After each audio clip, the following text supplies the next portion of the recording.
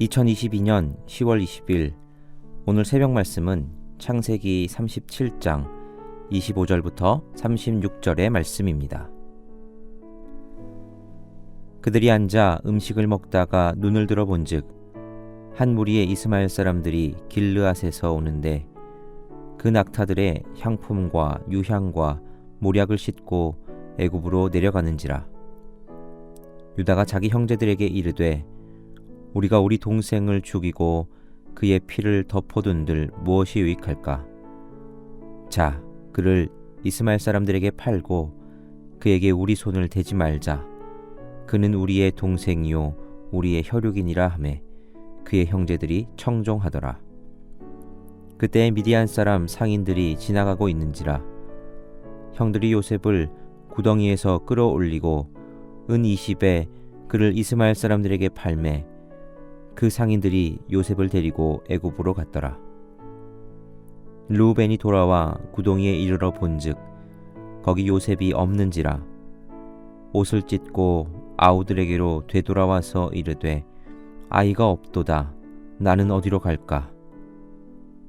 그들이 요셉의 옷을 가져다가 숫 염소를 죽여 그 옷을 피에 적시고 그의 채색 옷을 보내어 그의 아버지에게로 가지고 가서 이르기를 우리가 이것을 발견하였으니 아버지 아들의 옷인가 보소서 하매 아버지가 그것을 알아보고 이르되 내 아들의 옷이라.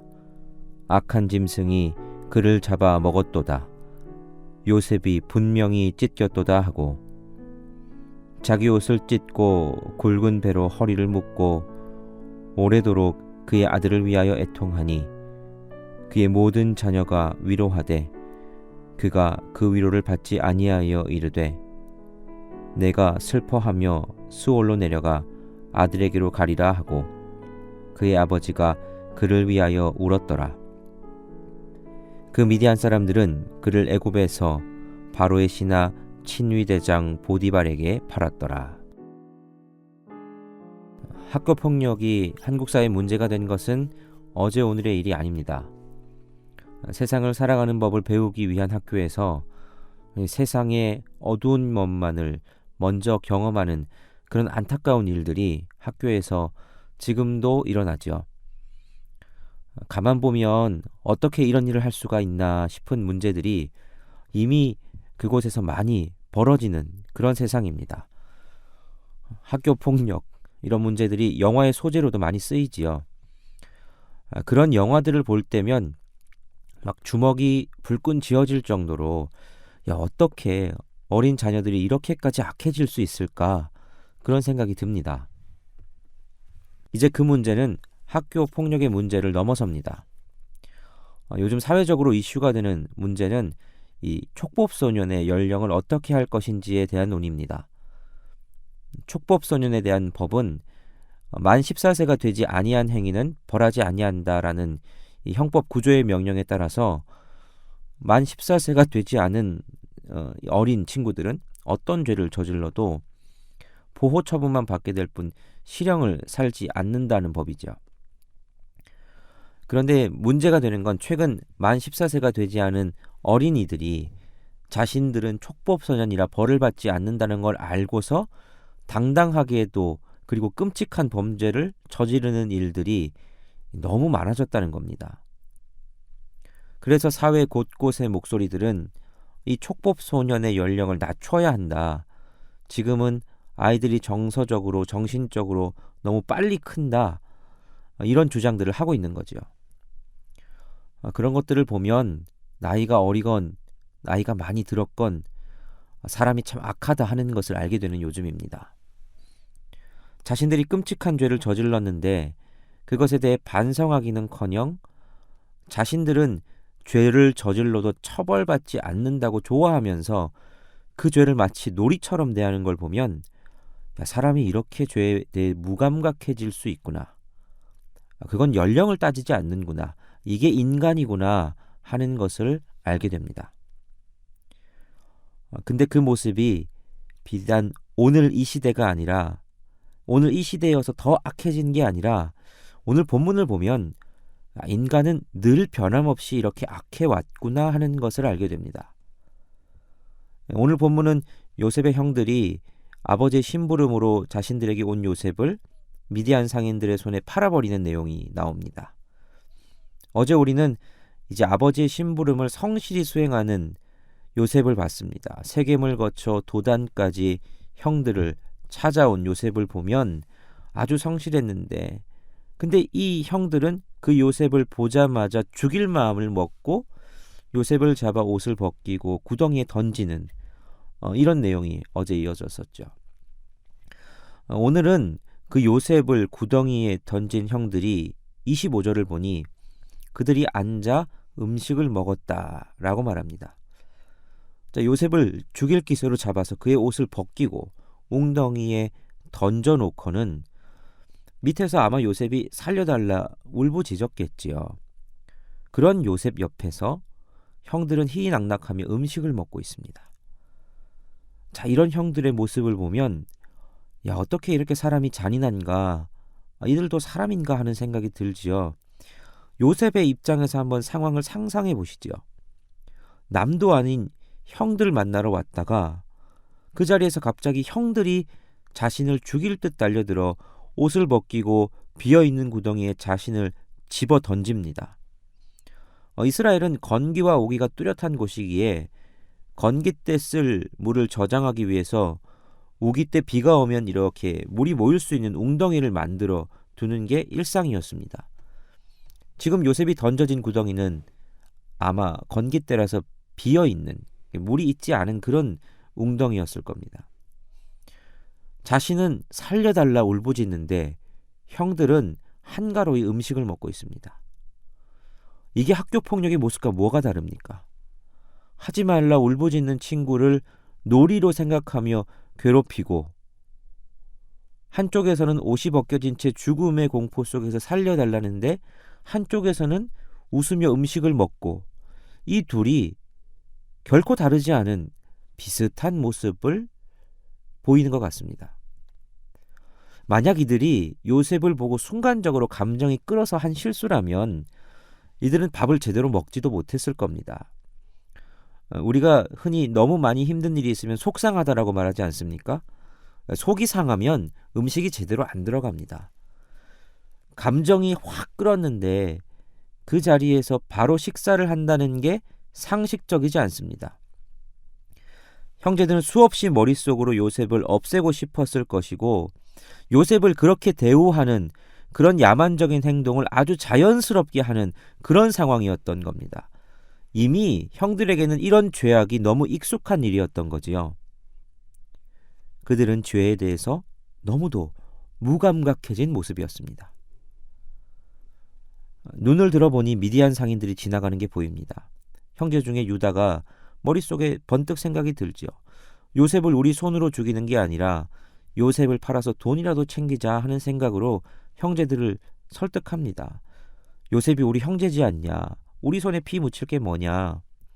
이건 유다가 요셉의 목숨을 구하려 했다거나 뭐 그런 숭고한 이유가 전혀 아니었습니다. 그저 요셉을 자기 손으로 죽이기에는 찝찝하니 다른 이의 손을 빌리려 한 것뿐이지요. 그렇게 요셉은 미디안 상인에 의해 애굽으로 팔려갑니다.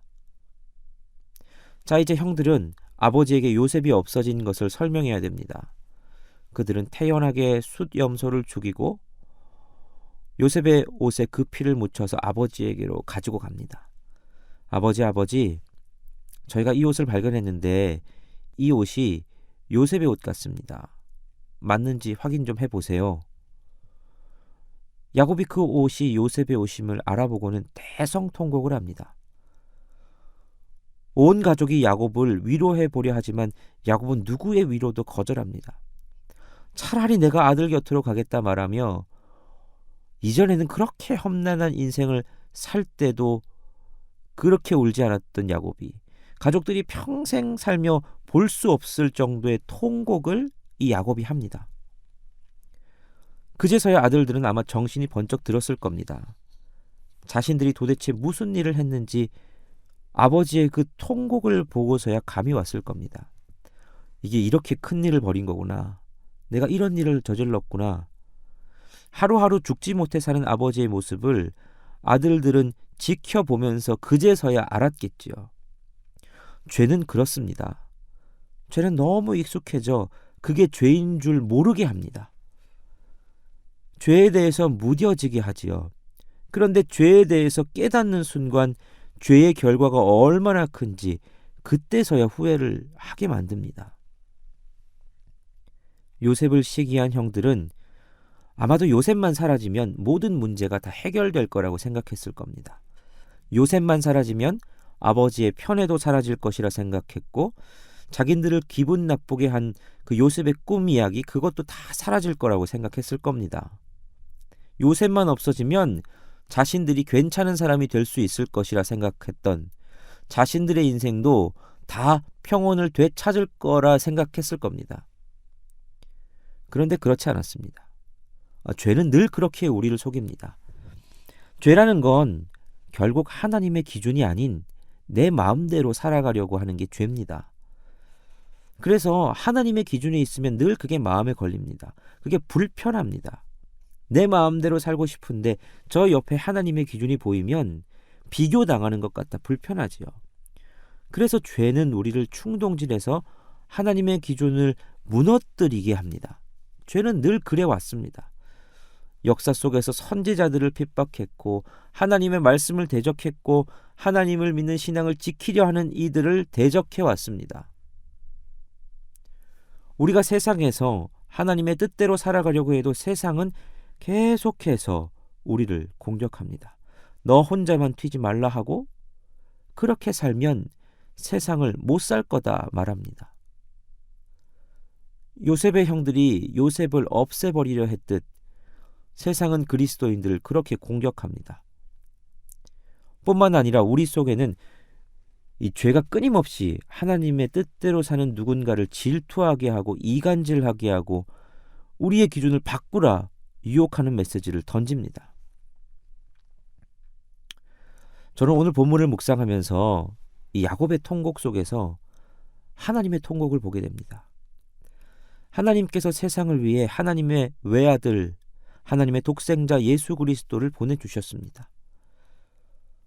하나님은 예수님을 통해 세상의 기준을 다시 세우고 싶어 하셨습니다. 그런데 세상은 그런 예수님이 마음에 들지 않았습니다. 당시 세상의 기준을 쥐고 흔들고 싶었던 종교 지도자들과 당대의 권력자들은 예수님이 계시면 자신들의 이 악함과 부정함이 계속 드러나기에 예수님을 없애고 싶어 했지요. 결국 그들은 예수님을 십자가에 못 박아 죽여버리고 말았습니다. 성경에 하나님의 심정을 말해주는 표현은 없지만 하나님의 마음이 이 야곱의 마음과 같지 않았을까요?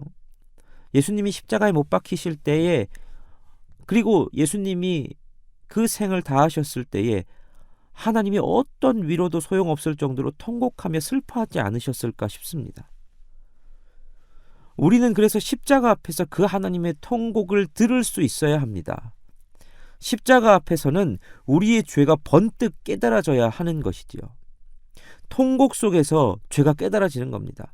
아, 내가 무슨 일을 했구나, 내가 얼마나 큰 죄인이구나 하는 게 십자가 앞에서는 깨달아져야 하는 겁니다.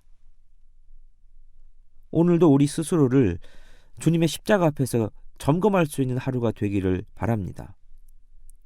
우리는 얼마든지 야곱의 아들처럼 죄에 익숙해지고 자신이 얼마나 악한지도 모른 채 엄청난 악을 저지를 수 있는 그런 죄인들입니다.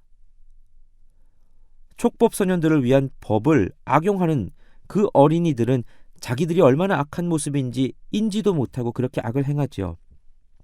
근데 그게 하나님 앞에서 우리의 모습이 아닌지 모르겠습니다. 예수 그리스도를 십자가에 못 박도록 내어주실 때 통곡하셨던 하나님의 통곡 소리를 들을 수 있는 우리가 되기를 소원합니다. 그래서 날마다 그 십자가 앞에서 나의 죄를 깨닫고 회개하고 돌이키는 우리의 삶이 되며 오늘도 그런 새벽 되시기를 간절히 소원합니다. 함께 기도하시겠습니다. 사랑의 하나님, 하나님이 우리를 얼마나 사랑하셨고 얼마나 우리에 대해 인내하셨고 품으셨는지를 묵상합니다. 아들의 죽음 앞에서 통곡하는 야곱의 통곡이 하나님의 마음임을 깨닫고 그 주님의 통곡 앞에서 우리가 도대체 어떤 죄인인지를 알게 됩니다. 주님, 이 새벽 예수님의 십자가 앞에서 우리의 죄를 회개하오니 용서하여 주옵소서. 아버지의 울음 앞에서 정신을 차리게 됩니다. 주의 긍휼과 자비가 흘러넘치는 이 새벽, 그래서 우리는 그 은혜의 강물에 우리를 담그고 다시 한번 새로운 결단을 하며 나아갑니다. 우리의 죄에서 돌이키는 하루가 되게 하여 주옵소서. 악한 세상에 휩쓸려 하나님의 기준 무너뜨리는 것을 쉬이 생각하는 삶이 아니라 목숨을 걸고 주의 뜻대로 주어진 삶을 살아내는 우리 한 사람 한 사람이 되게 하여 주옵소서. 예수 그리스도의 이름으로 기도하옵나이다. 아멘.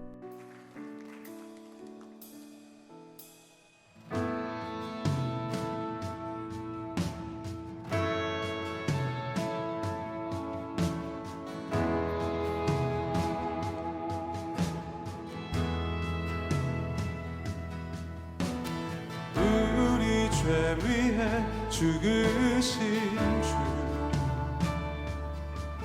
십자가 그 사랑 감사하네.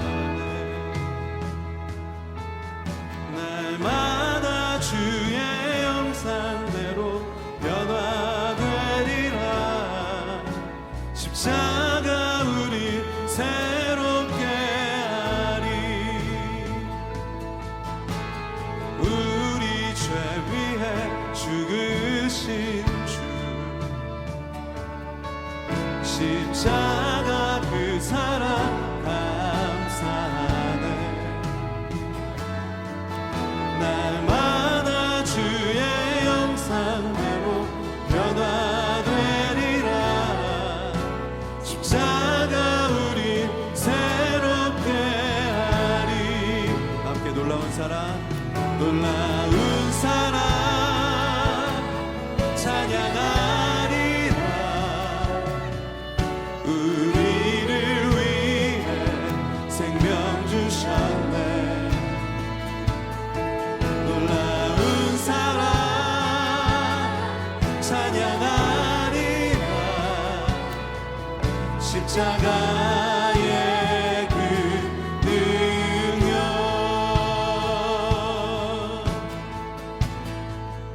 우리 죄 위해 죽으신 주, 우리 죄 위해 죽으신 주 십자가 그 사랑 감사하네. 날마다 주의 형상대로 변화되리라. 십자가 우리 새롭게. 자, 우리 다시 한번 선포합니다. 우리 죄 위해, 우리 죄 위해 죽으신 주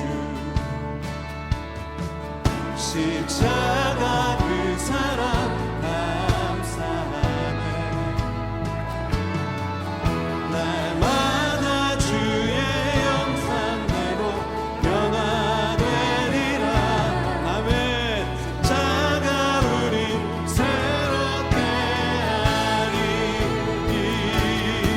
놀라운 사랑 찬양하리라. 우리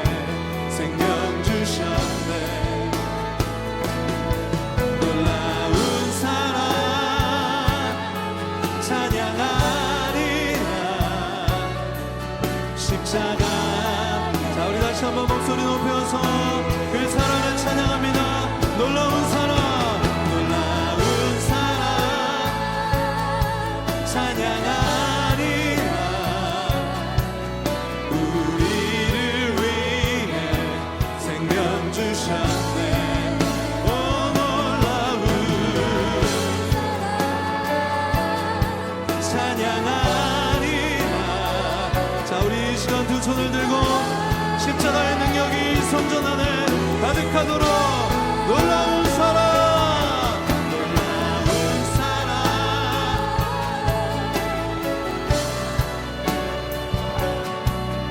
우리를 위해 생명 주셨네 오 놀라운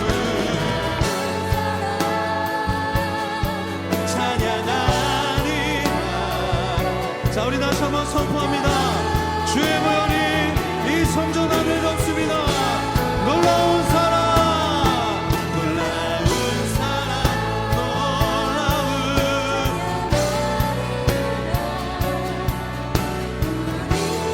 위해 생명 주셨네 오 놀라운 찬양하리라 십자가의 그 능력 놀라운 사랑 놀라운 사랑 찬양하리라 우리를 위해 생명 주셨네 놀라운 사랑 찬양하리라 십자가